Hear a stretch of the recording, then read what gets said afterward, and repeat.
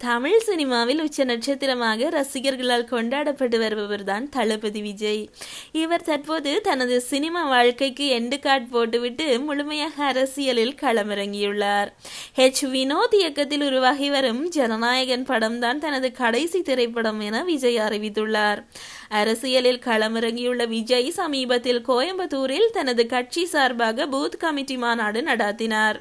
அங்கு அவருக்கு மிக பெரும் வரவேற்பு மக்கள் மத்தியில் கிடைத்தது. இதைத் தொடர்ந்து ஜனநாயகன் படப்பிடிப்பிற்காக மதுரை விமான நிலையத்திற்கு வந்த விஜய்க்கு மதுரையிலும் மக்கள் தங்களுடைய அன்பை வாரி வழங்கினார்கள். விஜய் தற்போது தனது பயணத்திற்காக தனி விமானம் ஒன்றை பயன்படுத்தி வருகிறார். இந்த நிலையில் அந்த தனி விமானத்தின் விலை குறித்த தகவல்கள் வெளியாகியுள்ளது. அதன்படி விஜய் பயன்படுத்தும் தனி விமானத்தின் விலை ரூபாய் 8 கோடி என கூறப்படுகின்றது. மேலும் இந்த தனி விமானத்தின் ஒரு நாள் வாடகை மட்டுமே ரூபாய் 14 லட்சம் என தகவல்கள் வெளியாகியுள்ளது.